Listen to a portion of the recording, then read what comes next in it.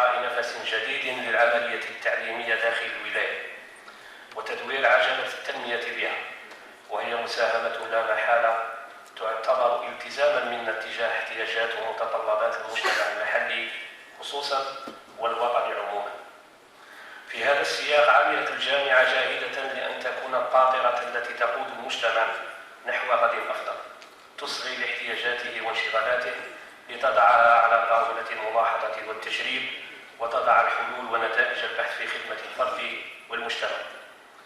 قلت من أجل تحقيق هذا وذاك انتهجت الجامعة استراتيجية عمل مضمونها ينطلق من كون الإنسان هو محور كل تنمية ينبغي مراعاتها في كل جوانبها، سواء كان ذلك من الأسرة الجامعية أستاذا موظفا أو طالبا، أو حتى من خارج الجامعة من ساكنة الولاية أو عابريها، ولكل من هؤلاء اهتمام. وفي سياق آخر وللتذكير، سيد الوالي، السادة الحضور، تخرج من الجامعة السنة الماضية حوالي 2858 طالب في دورين التدرج وما بعد التدرج، وتعد الجامعة حاليا أكثر من 11,000 طالب، 10,862 في مرحلة التدرج ليسانس وماستر، و269 طالب في مرحلة ما بعد التدرج في مدرسة الدكتوراه، ماجستير، دكتوراه كلاسيك ودكتوراه ألندي. كما تضمن الجامعة حوالي 31 تخصص في الليسانس و34 تخصص في الماستر، بما فيها ماستر الفرنسية الذي نتشرف بتأهيل جامعة أدرار بأن يكون لها هذا التخصص لأول مرة في الجامعة وفي الولاية. وفيما بعد التدرج تتوفر الجامعة على 11 تخصص ماجستير سابق، وتخصصين في مدرسة الدكتوراه، و8 تخصصات في الدكتوراه كلاسيك، و10 تخصصات في الدكتوراه ألندي. أما فيما يخص التقدير فالجامعة تتوفر على حوالي 380 أستاذ جامعي دائم، بما فيها أو ضمنها 110 أستاذ ذوي مصف الأستاذية، يعني بروفيسور وأساتذة محاضرين. أما في مجال ربط الجامعة بمحيطها الخارجي، وهو الرهان الذي بالكاد تبقى الجامعة تؤكد عليه وتجسده، الجامعة مرتبطة بعلاقات تعاون وشراكة مع العديد من الهيئات المحلية الوطنية والدولية، أكثر من 45 اتفاقية محلية، 6 اتفاقيات وطنية، و6 اتفاقيات دولية، و8 على وشك الانعقاد. علما أن الجامعة مرتبطة باتفاقيات مع مؤسسات ذات طابع أو بعد مهني كمؤسسة وورد ليرنينج ومؤسسة إنجاز. المؤسسة وورد ليرنينج الذي لها تمثيلية هنا، يعني للجامعة مكتب عملي منذ السنة الماضية ويتوافد عليه عدد لا بأس به من الطلبة من أجل كون هذا المكتب يعتبر محطة عبور من الجامعة إلى المجال أو الميدان المهني. كما تتوفر على دار للمقاولاتية يعمل مباشرة مع وكالة مونساج، كل ذلك من أجل ضمان مستقبل أفضل للطالب.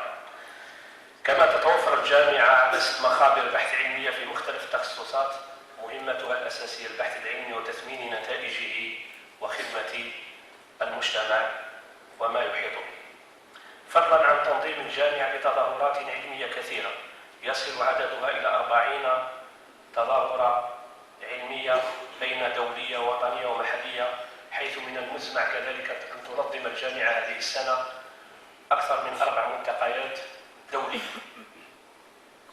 وفي إطار الاهتمامات المستقبلية للجامعة فيما يتصل بالجودة الأكاديمية ومخرجات التعليم العالي، نسعى للوصول إلى جامعة رائدة متميزة في بناء مجتمع المعرفة، تعنى بالعلوم المتنوعة في مجالاتها المتعددة لخدمة تطوير الإنسانية وإيصال العلوم بأفضل الوسائل والطرق، والتطوير العلمي والتبادل المعرفي في ضوء المعايير العالمية المعروفة.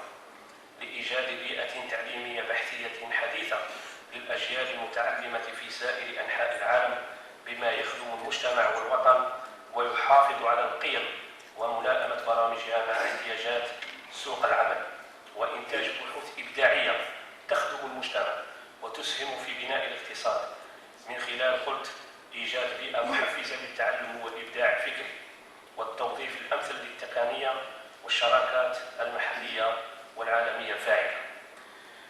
وفي الأخير، ومن باب من لم يشكر الناس لا يشكر الله، أتوجه باسمي الخاص ونيابة عن أسرة جامعة أضرار بالشكر الجزيل أولا إلى السيد والي الولاية المحترم على مشاركته معنا في هذا الحفل، وعلى اهتمامه الكبير بالجامعة، والذي تجسد مؤخرا في الوقوف على كل انشغالات ومشاكل الجامعة، آخرها قضية محطة وقوف حافلات النقل الجامعي لأبينا إلا أن نذكرها،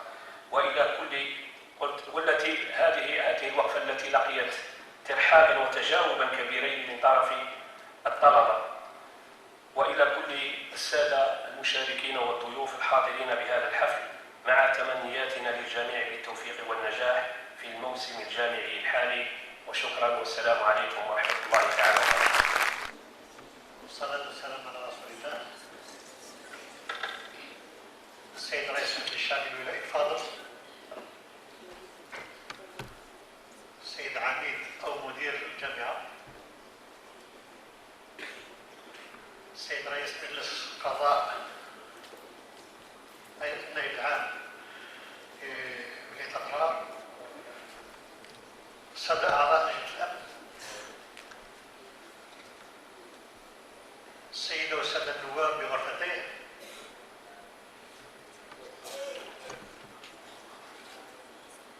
السادة ممثلين أبائنا المجاهدين والشهداء، السيدات والسادة الأساتذة الأكارم، العائلة الجامعية الكبرى، أسرة الإعلام، بناتي وأبنائي طلبة الأعزاء، السلام عليكم ورحمة الله تعالى وبركاته.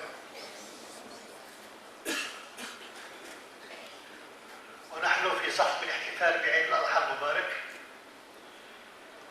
يسعدني أن أزف إليكم تهاني القلبية بالعيد، فكل عام وأنتم بخير. كما يسعدني أن أتشرف بالحضور لمشاركتكم ومقاسمتكم هذا الاحتفال المقام بمناسبة الدخول الجامعي 2015-2016.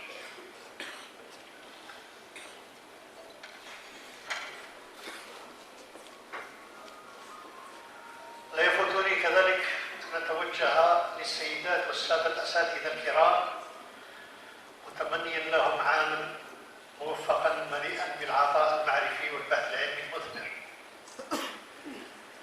كلمتي كذلك لبناتي وأبنائي الطلبة، إن يكنتوا في طلب العلم وإن يكونوا فارين بأساتذتهم السالكين منهجهم الطويل متحصنين بتوجيهاتهم وإرشاداتهم، فنيل العلم يكون بالالتزام والأخلاق والنبل التصرف. إن نظرتنا وتصورنا المستقبلي يكمن في التوق إلى جعل من جامعة أضرار قطبا إشعاع جهوي، وهي أمور ليست متعسرة يمكن إدراكها مستقبلا، وهو ما سنعمل عليه بكل جدية لأجل تحقيقه بمعيتكم إن شاء الله. فلنرفع التحدي إذن لتحقيق هذه الغايات المنشودة، مع تمنياتي بمستقبل مشرق لجامعتنا التي نعقد لها كل النية والعزم والخير العميم. سنة موفقة للجميع. وأخيرا أعلن عن الافتتاح الرسمي لموسم الجامعي 2015-2016